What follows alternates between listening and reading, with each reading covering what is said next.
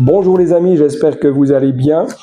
Aujourd'hui, j'aimerais juste m'arrêter avec vous quelques instants, quelques moments pour échanger avec vous sur une piste de réflexion que j'ai eue notamment dans un temps de prière où lorsque je me tenais devant Dieu et que j'écoutais ce que Dieu voulait déposer dans mon cœur, ce que Dieu voulait me dire personnellement, ce qu'il voulait peut-être m'apprendre ou me faire comprendre ou me communiquer tout simplement. Une pensée est venue sur mon cœur. Cette pensée, c'est celle-ci, c'est que beaucoup de croyants, beaucoup d'enfants de Dieu, beaucoup de personnes, lorsqu'elles prient, disent à Dieu, Seigneur, change mon cœur. Il y a même ce chant que nous connaissons tous, je te donne tout, je te donne mon cœur, prends ma vie, prends mon âme.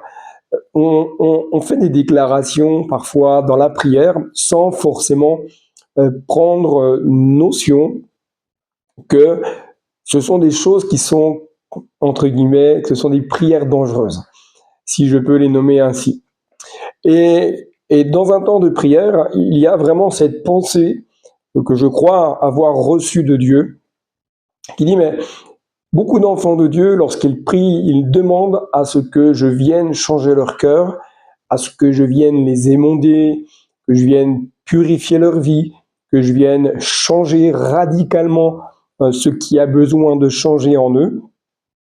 Et après, lorsque ces personnes, et moi-même, je me mets dans la réflexion, quand nous passons par des moments parfois de dualité, on sent qu'on est comme raboté. Vous savez, les menuisiers, lorsqu'il y a une porte qui frotte ou un morceau de bois qui ne s'ajuste pas bien, va prendre un rabot et va commencer à raboter, il va régler la molette avec une certaine hauteur et va commencer à passer le rabot et tout doucement, il y a des copeaux de bois qui vont partir jusqu'à ce qui était en surplus soit complètement enlevé de façon à ce que la pièce s'ajuste bien ou que la porte ne frotte plus.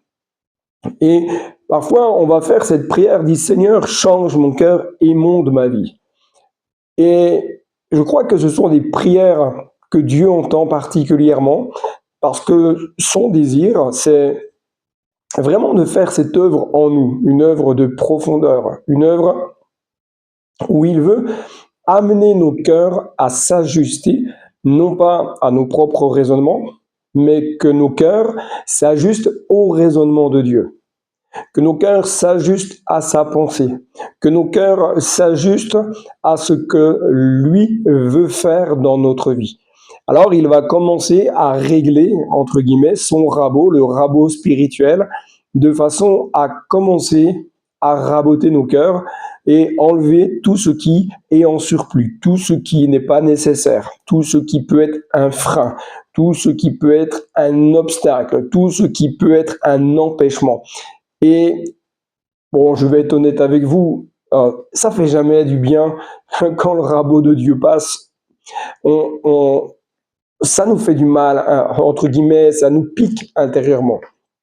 Ça vient nous chercher et là, on est dans l'incompréhension. On dit, mais Seigneur, pourquoi je passe par des moments, des fois difficiles, des moments où j'ai l'impression que je suis comme dans le désert, des moments où j'ai l'impression d'être seul, des moments où quand je prie, j'ai l'impression qu'il ne se passe rien.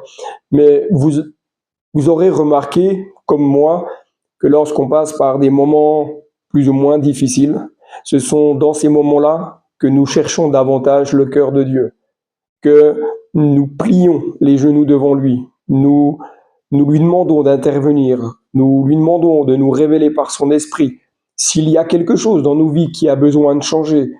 On plie les genoux, on crie à Dieu, on dit Seigneur, fais quelque chose pour moi, enlève en moi, je me rends compte que j'ai telle difficulté dans mon caractère, j'ai telle difficulté dans tel autre domaine, mes paroles ne sont pas toujours les bonnes, mon attitude n'est pas toujours la bonne. Seigneur, change mon cœur, fais-moi grâce. Et cette prière-là, je suis le premier à la faire parce que je me rends compte au fur et à mesure de ma marche avec Dieu qu'il y a encore beaucoup de choses qui ont besoin de changer dans ma vie. Et je suis conscient que il y a parfois des choses que je ne peux pas vivre parce qu'il y a ces surplus dans ma propre existence.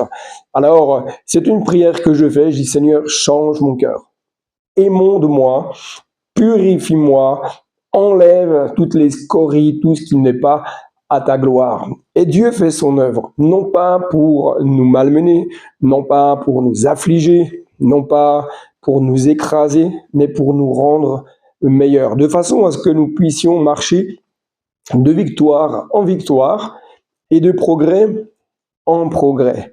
Alors j'aimerais aujourd'hui vraiment vous encourager à ne pas lâcher la main de Dieu, ne pas lâcher le combat, ne pas vous décourager si vous traversez un moment où vous avez l'impression, le sentiment intérieur qu'il y a comme un rabot céleste qui est en train de passer sur votre vie et vous dites, moi, mais ça me pique, est-ce que c'est normal? Oui, c'est normal, c'est la preuve d'amour de Dieu parce qu'il veut vous rendre utile pour sa gloire et il va enlever tout ce qui est en surplus dans votre vie de façon à ce que vous puissiez être davantage, premièrement, à son écoute.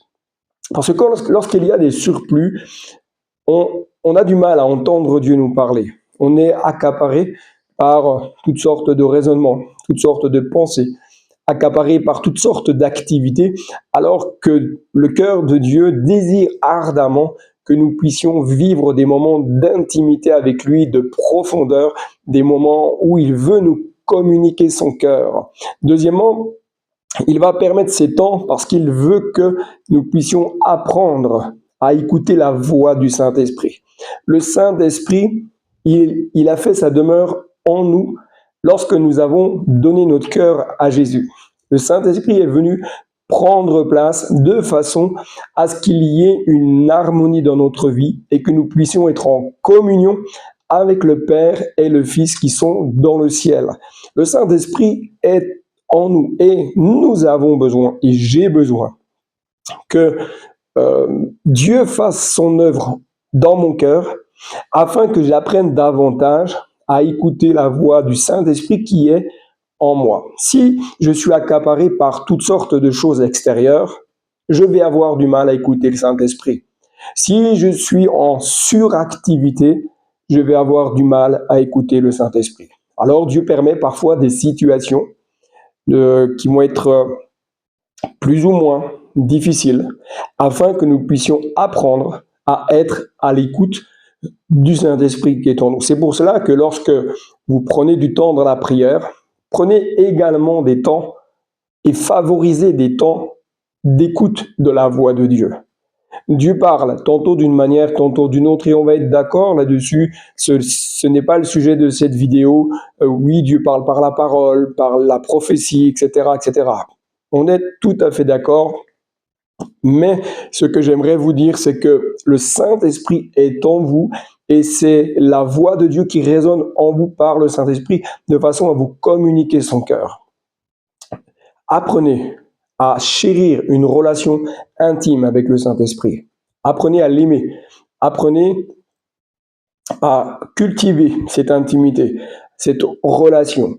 Et plus vous allez cultiver cette relation, plus vous allez discerner ce qu'il attend de vous, ce que Dieu attend de vous, et plus vous enlèverez de votre vie tout ce qui peut être comme un empêchement, un blocage, des choses inutiles parfois qu'on peut avoir dans notre vie. Alors, j'aimerais terminer cette vidéo avec un texte du prophète Ézéchiel qu'on retrouve au chapitre 36 et verset 26. Je vais vous le lire. Mais à partir même du verset 25, on peut regarder ensemble. Il est dit « Je répandrai sur vous des eaux pures ». C'est Dieu qui parle. « Et vous serez purifiés ». On a besoin de l'eau de la parole.